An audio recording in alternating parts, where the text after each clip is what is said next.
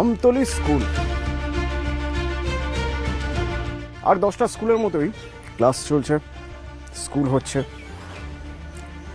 হটস্পটে এসে কেন স্কুলে চলে এলাম বলুন তো? আমতলী স্কুল কিছু মনে পড়ছে? আর একটু বরং খুলে বলি, জোরপাটকি গ্রামের আমতলী স্কুল এবার মনে পড়ছে? শীতলকুচির জোরপাটকি গ্রামের আমতলী স্কুল। এই স্কুল ভোট এলে এখানে বুথ হয়, সেই বুথে মানুষ ভোট দেন। 2021 বিধানসভা ভোট কি হয়েছিল মনে আছে? 2021 বিধানসভা ভোট যাতে অবাধ, সুষ্ঠু, শান্তিপূর্ণ ভোট হয় তার জন্য 8 দফায় ভোট হয়।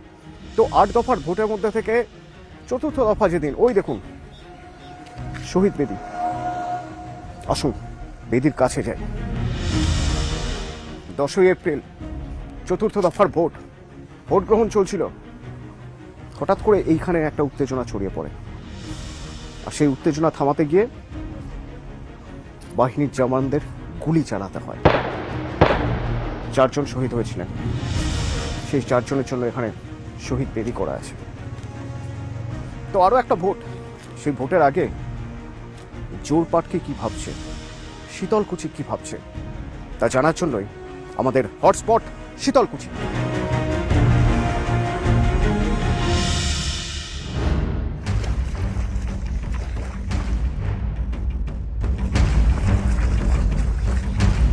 এই স্কুলে তো সেই বোধহয় আগের বার গুলি চলেছিল তো বোধহয়। এখানে 4টে মার্ডার হয়েছিল। সেদিনের কথা মনে আছে আপনার? কিছু মনে থাকলেও আমাদের কথা কি যায় আসে? যারা মন্ত্রী, এমএলএ, যারা নেতার কথা আছে তার কথাই শোনে, তো আমাদের কথা কি শুনবে? তোমরা যেটি আসি করবেন উঠে শুনি নেই, আমাদের কথা তো আর শোনে নেই। আজ পর্যন্ত কইছে যে এই বাড়িতে তদন্ত করি আসি। আচ্ছা, যারা তদন্ত করতে এসেছিল আপনারা আশপাশে থাকেন, আপনাদের সঙ্গে কথা বলেন না? আপনারা আবাসের টাকা পেয়েছেন? বাড়ির টাকা পাননি কেন? কেউই পায়নি নাকি? পাইছে কেউ কেউ। আগে কালকে আবার শুনলাম ওই যে আজ যায় মিছিলত যাবি না, তার বলে ভোটার রেশন কার্ড বলে বন্ধ করে দিবি। তাই? মানে মিছিলে না গেলে রেশন কার্ড বন্ধ হয়ে যাবে? ক্ষোভ আছে, ভয়ও আছে। রেশনটুকুই তো সম্বল, সেটাও যদি বন্ধ হয়ে যায়, কারা যেন এসে হুমকি দিচ্ছে ভোটের জন্য প্রচারে যেতে হবে, ভিড় জমাতে হবে, না হলে রেশনটুকুও বন্ধ হয়ে যাবে।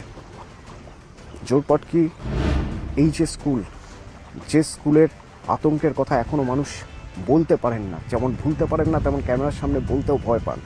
সেই স্কুলের পাশে যে জমিগুলো রয়েছে, সেই জমি যারা চাষ করেন, সেখানে যারা থাকেন, তারা বলছেন যে তদন্ত হয়েছে, সেদিন কি হয়েছিল জানার জন্য তো সবার কাছ থেকে খোঁজ নেওয়া হয়েছে। কই, আমরা তো পাশেই থাকি, আমাদের কাছে তো এসে কেউ জানতে চাননি কি হয়েছিল। এসব প্রশ্ন ভোটের আগে মাথা ছাড়া দিয়ে উঠছে আবার।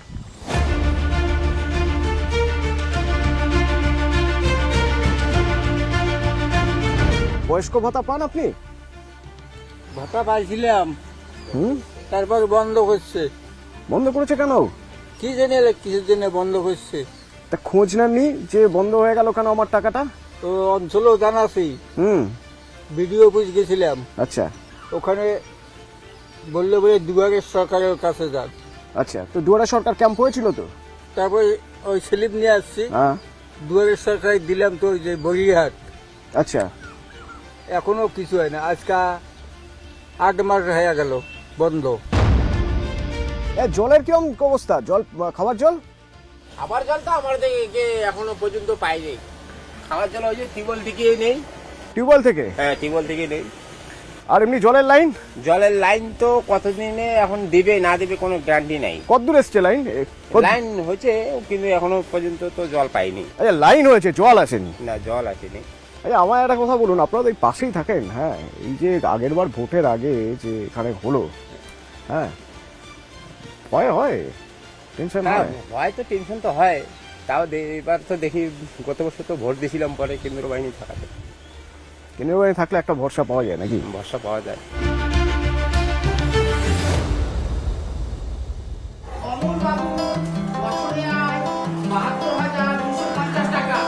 হটস্পট মানে জীবনের খোঁজ, শিকড়ের খোঁজ, ধুলো ঘেটে দেখা ভোটের হাওয়া কি বলছে।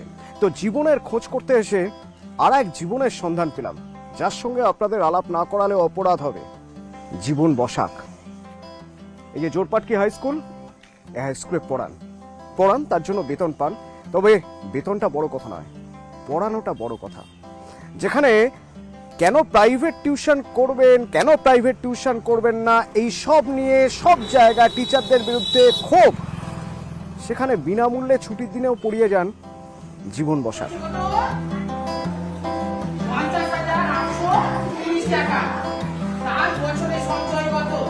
আপনার কখনো মনে হয় না আপনি যে মাইনেটা পান সেটা তো একটু বেশি হয়ে যেতে পারে আপনি যদি টিউশন করে টাকা মানে একটা টাকা পান প্রাইভেট টিউশন করে? দেখেন যে ওই একটা তৃপ্তির একটা ব্যাপার থাকে না, মানে এখানে বাচ্চাদের এসে পড়াতে আমার ভালো লাগে। আচ্ছা জীবনবাবু, আপনি মানে পড়ানো ছেড়ে চলে এসেছেন, আমারই খারাপ লাগছে। আমার শুধু এটুকু জানার ছিল যে একজন টিচার হিসেবে ভোট তো দেশের একটা মানে আমাদের বৃহত্তম গণতান্ত্রিক দেশ, সেই দেশের একটা উৎসব, সবচেয়ে বড় উৎসব।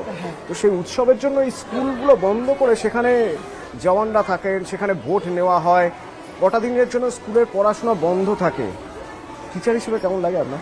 জানুয়ারি মাস শেষ হয়ে গেছে, ফেব্রুয়ারি মাসে গোটা মাস ধরে পরীক্ষা চলবে, ক্লাস নেওয়া সেভাবে সম্ভবপর হয়নি। মার্চ মাস যাচ্ছে, খাতাপত্র বিভিন্ন ছাত্রের সেরকমভাবে ক্লাস মোটামুটি হয়েছে।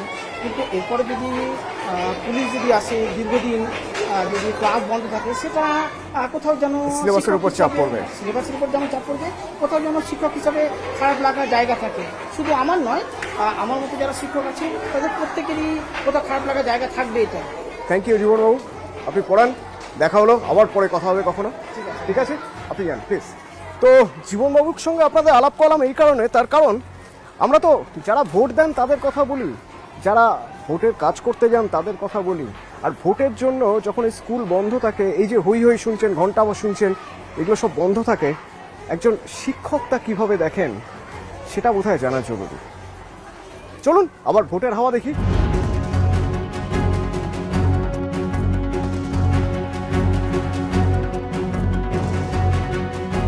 একটা ভোট, একটা অশান্তি, একটা আতঙ্ক।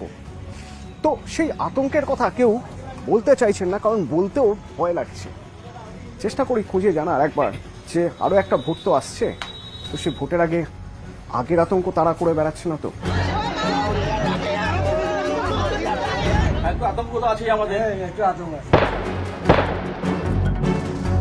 এই রাস্তা দিয়ে যখন ডেড বডিগুলো নিয়ে যাচ্ছিল হসপিটালে, যখন আবার পুলিশের কনভয় ঢুকছে, মিলিটারি কনভয় ঢুকছে, তো সাধারণ আতঙ্ক হয়ে গেছে আমাদের গোটা। আপনাদের এমনি পাড়া তো শান্তির পাড়া, তো শান্তিতে থাকেন তো সবাই? শান্তিতে আছে, কিন্তু যত ভোটটা কাছাকাছি আসছে তাদের জন্য আতঙ্কটা কি সব ভোটের সময় এরকম হয় নাকি এবার বেশি? যখন থেকে কেন্দ্র বাহিনী আসতেছে তখন থেকে এরকমই দেখতেছি। আমরা তো পশ্চিম বাংলার লোক, আমরা তো বাংলার পুলিশে দেখেছি, আমরা তো ওই সব প্যারা মিলিটারি AK-47 বড় বড় কি রিভলভার হুমকি তো আমরা দেখি নেই, আর আমরা চাইও না।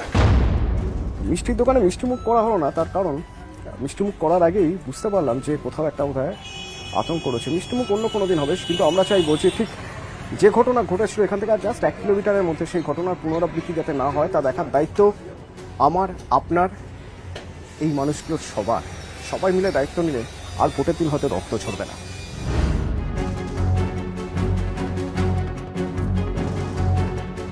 এই শীতলকুচিতেই বিধানসভা ভোটের সময় রক্ত ঝরেছিল। শীতলকুচি চায় না এবার ভোটে রক্ত ঝরুক, শীতলকুচি চায় না ভোটের পরে অশান্তি হোক। সিএএ নাগরিকত্ব নিয়ে খুব একটা মাথা ব্যথা নেই, যদিও এখানে রাজবংশী ভোটারের সংখ্যা অনেক, অর্ধেকেরও প্রায় বেশি। তারপরেও মানুষের ন্যূনতম চাহিদা, দাবি দেওয়া সেই বাঁচে থাকা এবং রোজগারটুকু নিয়ে। এসব নিয়েই আরও একবার শীতলকুচিতে আসছে ভোট।